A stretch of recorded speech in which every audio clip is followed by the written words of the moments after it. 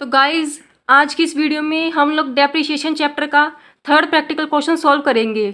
पहले की वीडियो में हमने फर्स्ट और सेकंड प्रैक्टिकल सॉल्व कर लिया है, तो अब हम थर्ड प्रैक्टिकल सॉल्व करेंगे। हमारा क्वेश्चन है, Chandra limited purchased A second hand machine for ₹8,000। Chandra limited ने एक सेकेंड हैंड मशीनरी परचेज की है 8,000 रुपये की ऑन 1 जुलाई 2014। 1 जुलाई 2014 को 8,000 रुपये की सेकेंड हैंड मशीनरी परचेज की है। आगे है, they spend ₹3,500 on it's installation. और 3,500 रुपये इस मशीन को लगाने के लिए खर्च हुए हैं। इंस्टॉलेशन के 3,500 रुपये खर्च हुए हैं, तो 8,000 के अंदर ये 3,500 ऐड हो जाएंगे, यानी कि मशीन की जो कॉस्ट है वो हो गई 11,500 रुपये। Depreciation is return of 10% per annum. और डेप्रिसिएशन की जो रेट है इसके अंदर बता दी गई है 10% है। 10% पर एनम की रेट से डेप्रिसिएशन चार्ज होगा ऑन दी ओरिजिनल कॉस्ट। और ओरिजिनल कॉस्ट के ऊपर अब हमें यहाँ पर ओरिजिनल कॉस्ट बता दिया है कि ओरिजिनल कॉस्ट के ऊपर हमें 10% की रेट से डेप्रिसिएशन चार्ज करना है। आगे है, ऑन 30 सितंबर 2018।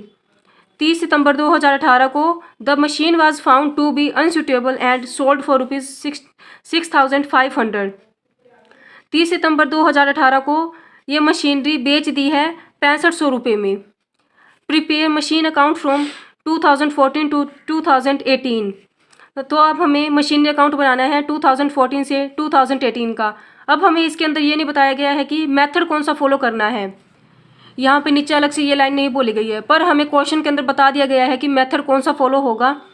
यानी कि यहाँ पे देखिए ओरिजिनल कॉस्ट बोला गया है। Original cost straight line method के अंदर फॉलो होता है। जो स्ट्रेट लाइन मेथड है उसके अंदर हम ओरिजिनल कॉस्ट के ऊपर डेप्रिसिएशन लगाते हैं।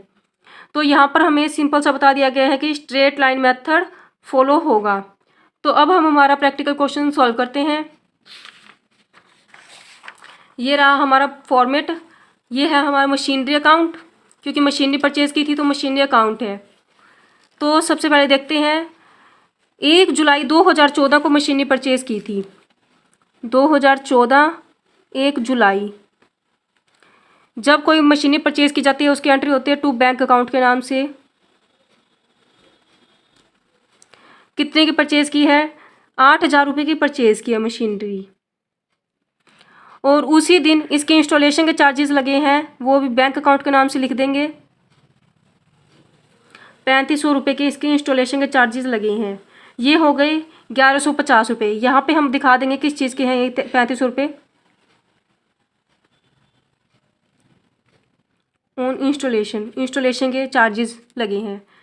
आगे अब हम डेप्रिसिएशन लगाएंगे इसके ऊपर। 2014 है और मार्च ईयर एंड होता है हमारा। अगर इसके अंदर डेट ना बताई गई हो कि ईयर कब एंड होता है, तो सिंपल सी बात है, फाइनेंशियल ईयर होता है 1 अप्रैल टू 31 मार्च। 31 मार्च को हमारा फाइनेंशियल ईयर कंप्लीट होता है। तो 2014 में मशीन परचेज की है, तो अब हम मार्च 31 तो 2015 में डेप्रिसिएशन चार्ज होगा बाय डेप्रिसिएशन अकाउंट के नाम से।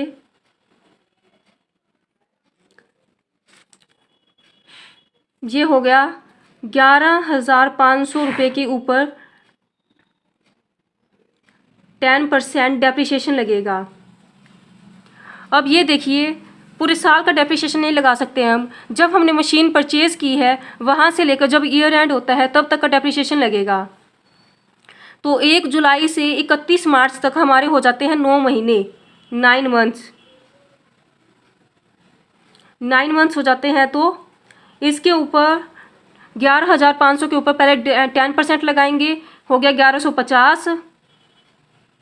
1,150 के ऊपर 9 महीने का लगाएंगे, 9 महीने का डेप्रिसिएशन चार्ज होगा। ये आ जाता है हमारा 862.5 रुपीज़ आ जाते हैं।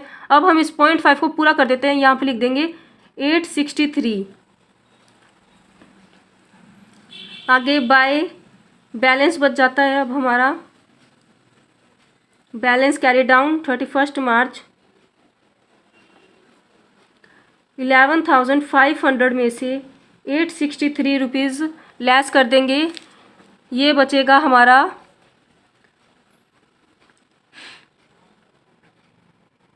10,637 रुपीज़।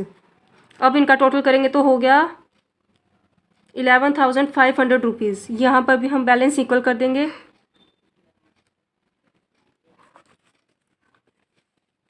आगे है, अब इस बैलेंस को नीचे लेके आएंगे तो 2015 1 April to balance brought down 10,637 rupees. अब इसके ऊपर डेप्रिसिएशन लगेगा 2016 31 मार्च बाय डेप्रिसिएशन अकाउंट। इस साल पूरे साल का ही डेप्रिसिएशन लगेगा 10,637 जो हमारा बैलेंस है। इसके ऊपर अब हम ये जानते हैं कि ओरिजिनल कॉस्ट मेथड जो स्ट्रेट लाइन मेथड होता है उसके ऊपर ओरिजिनल कॉस्ट के हिसाब से ही डेप्रिसिएशन लगता है। तो जो हमारी ओरिजिनल कॉस्ट थी 11,500 रुपीज़, 11,500 रुपीज़ के ऊपर ही हम डेप्रिसिएशन लगाते चलेंगे। ये हो गया, इस बार हमारा पूरा डेप्रिसिएशन लगेगा तो ये हो गया 1150 रुपये। आगे बैलेंस बच जाएगा बाय बैलेंस कैरी डाउन 10,637 में से हम 1150 रुपीज़ लेस करेंगे। ये बच जाते हैं हमारे 9,487 रुपीज़। ये हो गया बैलेंस इक्वल।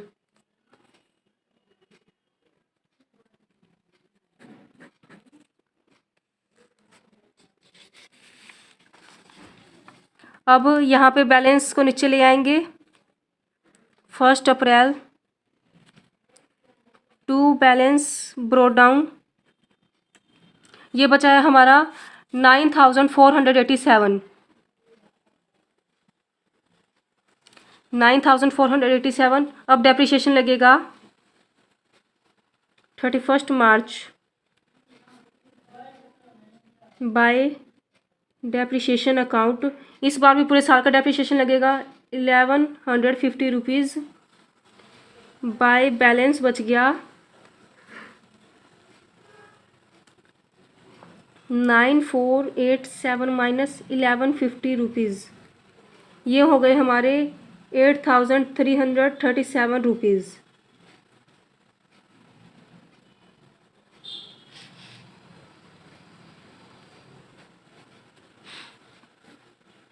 $9,487 ये हो गया हमारा बैलेंस इक्वल। अब 2017 1 अप्रैल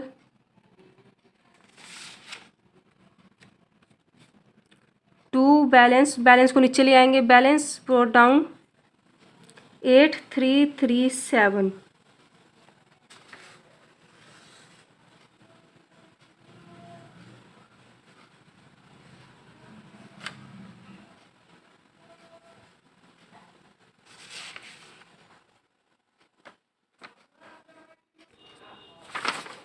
तो गाइस देखिए यहाँ पे हमने यहाँ पे बोला गया है कि मशीनरी सेल कर दी है। यहाँ पे 2017 आएगा। 2017 के अंदर मशीनरी सेल हुई है 30 सितंबर 2017 को। तो अब हमारा 2017 ही ईयर चल रहा है डेप्रिसिएशन लगाने के लिए। तो जो मशीनरी सेल की जाती है तो यहाँ पे लिखते हैं हम जब मशीनरी सेल की गई है 30 सितंबर को सेल की है तो सेलिंग की जो एंट्री होगी वो भी बाय बैंक अकाउंट के नाम से आती है। बाय बैंक अकाउंट के नाम से आ गई। जितने की मशीनरी सेल की है, मशीनरी सेल की गई है 6,500 की 6,500 की मशीनरी सेल हुई है। तो ये हम यहाँ पे शो कर देंगे 6,500 रुपीज़ की मशीनरी सेल हुई है। अब यहाँ पे मशीनरी सेल की कर दी गई है, एक ही मशीनरी थी वो भी सेल हो गई है। तो अब हम जितने टाइम हमने मतलब 2017 में जितने टाइम हमने मशीनरी यूज़ की है उतने टाइम का डेप्रिसिएशन लगा देंगे। तो 31 मार्च तक का डेप्रिसिएशन 31 सितंबर तक का डेप्रिसिएशन लग जाएगा। 30 सितंबर तक का डेप्रिसिएशन हम लगा देंगे बाय डेप्रिसिएशन अकाउंट के नाम से। तो सितंबर तक हमारे 6 महीने बनते हैं, अप्रैल से अप्रैल टू सितंबर तक 6 मंथ्स हो जाते हैं।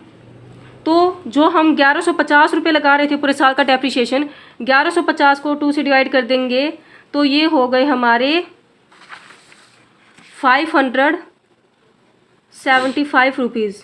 तो यहाँ पर हम 575 रुपीज़ का डेप्रिसिएशन लगा देंगे। अब देखते हैं, हम इसमें से लेस करके देखते हैं। यहाँ पर हम एक बार छोटा सा वर्किंग नोट बना देते हैं। वर्किंग नोट, देखिए मशीनरी जो थी सेल की है 6500 की सेल की है, और प्लस 575 रुपीज़ उस पर डेप्रिसिएशन लगा है। ये कितने हो गए? 7075 रुपीज़ हो गई। और मशीनरी बची हुई थी, मशीनरी की वैल्यू इस टाइम थी 8337। इसमें से 7075 रुपीज़ हम माइनस कर देंगे तो ये हो गए हमारे 1262 रुपीज़। यानी कि ये हमारा लॉस हो गया, क्योंकि वैल्यू तो इतनी बची हुई है अभी तक इसकी, और सेल किया 6500 में, और डेप्रिसिएशन भी 6 मंथ्स का लग रहा है 575 रुपीज़। तो ये 30 सितंबर को हमारा by profit and loss account के नाम से शो कर देंगे। जितने का हमारा लॉस हुआ है, ये लॉस हुआ है हमारा 1262 रुपीज़ का। तो ये यहाँ पर हम शो कर देंगे कि ये हमारा लॉस हो गया। ये अब हो गया 8337, यहाँ पर हम शो कर देंगे लॉस। ये हमारा हो गया बैलेंस इक्वल 8337 रुपीज़। ये हो गया हमारा क्वेश्चन सॉल्व। तो उम्मीद करती हूँ गाइज आप लोगों को ये क्वेश्चन समझ आएगा, और कुछ क्वेश्चन समझ ना आए या कहीं से समझ ना आए तो आप हमें कमेंट कर सकते हैं। Thank you guys.